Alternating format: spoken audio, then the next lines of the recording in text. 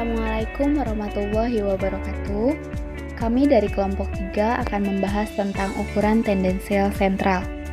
Salah satunya adalah mean. Penasaran mean itu apa?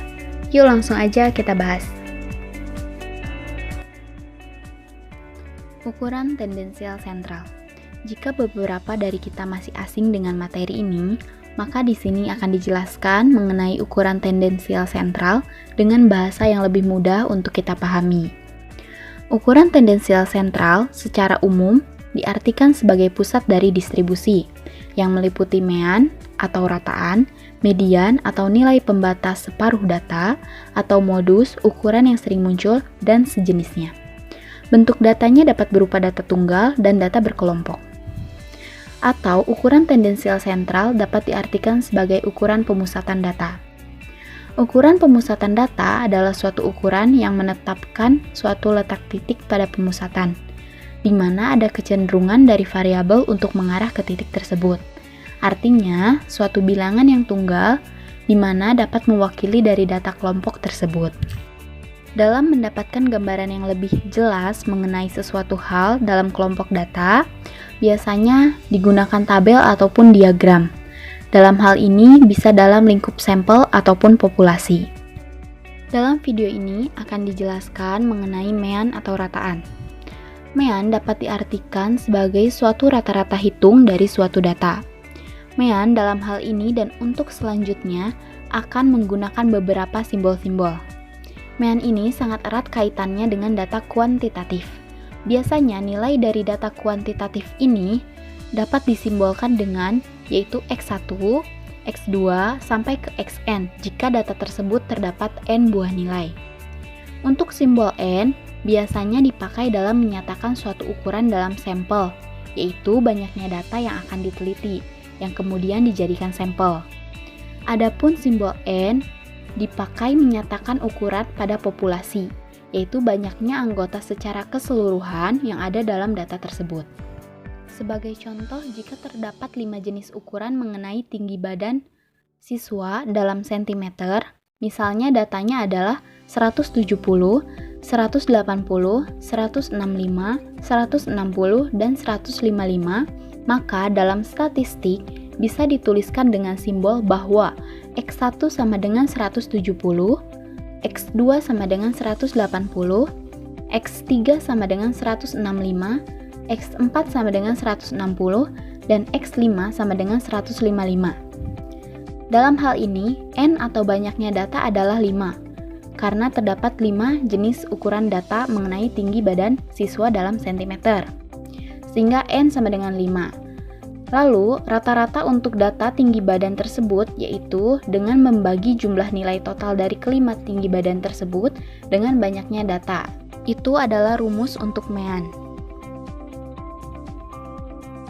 Simbol rata-rata untuk sampel ialah X bar. Sedangkan rata-rata untuk populasi digunakan dengan simbol mu. Nilai X bar adalah statistik, sedangkan mu adalah parameter untuk menyatakan rata-rata. Untuk mean sendiri, data dibagi menjadi 2, yaitu mean pada data tunggal dan mean pada data kelompok. Mean pada data tunggal dapat diartikan sebagai rata-rata yang merupakan hasil bagi dari sejumlah nilai dengan banyaknya responden atau sampel. Secara matematis, rata-rata data tunggal dapat dirumuskan menjadi sebagai berikut, yaitu X bar sama dengan sigma XI dibagi dengan N, di mana X bar sama dengan mean, XI sama dengan jumlah data, dan N sama dengan banyak data. Perhatikan contoh berikut ini. Tentukan mean dari hasil evaluasi dari 5 mahasiswa yang dipilih secara acak, yang memperoleh nilai 50, 60, 80, 90, dan 95. Maka penyelesaiannya adalah X bar atau mean sama dengan sigma XI atau jumlah data dibagi dengan N atau banyaknya data.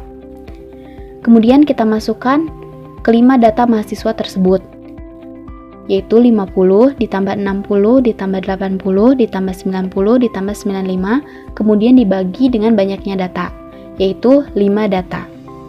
Setelah dijumlahkan, maka hasilnya adalah jumlah datanya 375. Kemudian dibagi dengan banyak data yaitu 5. Maka akan diperoleh hasil 75. Sehingga rata-rata atau mean dari data di atas adalah 75. Mean pada data kelompok. Pada data kelompok, biasanya data yang dimiliki lebih banyak atau N lebih dari 30, sehingga akan menjadi lama dalam penyelesaiannya apabila menggunakan rumus data tunggal. Dalam hal ini, data kelompok pun berdiri sendiri mengenai rumusnya dalam menyelesaikan rata-rata hitung. Secara matematis, untuk menuju rumus dari rata-rata data kelompok, terlebih dahulu menyusun distribusi frekuensi apabila data masih acak secara keseluruhan. Jika data yang sudah ada, kemudian dikelompokkan melalui daftar distribusi frekuensi. Adapun langkah-langkah untuk mencari rata-rata data kelompok yaitu sebagai berikut. Pertama, mencari nilai tengah di setiap kelas. Simbol dari nilai tengah adalah XI. Kedua, mengalihkan nilai tengah pada masing-masing kelas dengan masing-masing frekuensi. Ketiga, menghitung mean dengan menggunakan rumus berikut ini. Rumusnya adalah X bar sama dengan sigma Fi dikali Xi dibagi sigma Fi, di mana sigma Fi dikali Xi sama dengan jumlah dari hasil perkalian data dan frekuensi. Fi sama dengan frekuensi data ke-1, Xi sama dengan data ke-1, sigma Fi sama dengan N atau jumlah data. Perhatikan contoh soal mean pada data kelompok berikut ini. Hitunglah rata-rata hitung gaji karyawan PT Nisak Newton Yogyakarta dengan data yang dapat diamati pada tabel berikut ini. Pada tabel terdapat dua kolom yaitu gaji karyawan atau kelas dan jumlah karyawan atau frekuensi. Dengan data 30-39 dengan frekuensi 4, 40-49 dengan frekuensi 6, 50-59 dengan frekuensi 8, 60-69 dengan frekuensi 12, 70-79 dengan frekuensi 9, 80-89 dengan frekuensi 7, dan 90-99 dengan frekuensi 4, yang kemudian frekuensi tersebut dijumlahkan menjadi jumlah data atau N sama dengan 50. Untuk penyelesaiannya, maka dibutuhkan tabel bantuan untuk memudahkan dalam mengerjakan rata-rata hitung atau mean dari PT Nisak Newton Yogyakarta. Setelah dibuat tabel bantuan, akan terdapat 4 kolom, yaitu gaji mahasiswa atau kelas, jumlah mahasiswa atau frekuensi, kemudian ada nilai tengah atau Xi, dan frekuensi dikali nilai tengah atau Fi dikali Xi. Untuk kolom pertama, yaitu gaji mahasiswa atau kelas, terdapat data 30-39, 40-49, 50-59, 60-69, 70-79, 80-89, dan 90-99. Untuk kolom kedua atau jumlah mahasiswa atau frekuensi atau Fi yaitu 4, 6, 8, 12, 9, 7, dan 4 yang kemudian dijumlahkan atau jumlah data N sama dengan 50. Kolom ketiga ada nilai tengah atau Xi yang telah diperoleh yaitu 34,5, 44,5, 54,5, 64,5, 74,5, 84,5, dan 94,5. Kemudian pada kolom keempat, frekuensi dikali nilai tengah atau Fi dikali Xi yang telah didapat adalah 138, 267, 436, 774, 670,5, 591,5, dan 378 yang kemudian dijumlahkan atau Fi kali Xi sama dengan 3255. Dari tabel di atas, maka dapat dihitung menjadi masukkan rumusnya yaitu X bar atau mean sama dengan sigma Fi dikali Xi jumlah frekuensi dikali nilai tengah dengan dibagi sigma Fi atau frekuensi atau jumlah data.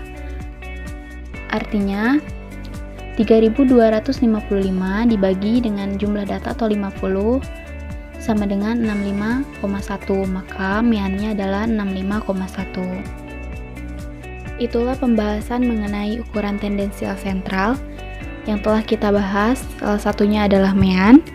Semoga materi yang disampaikan bisa bermanfaat dan bisa disimak dengan baik. Sekian dari kami. Wassalamualaikum warahmatullahi wabarakatuh.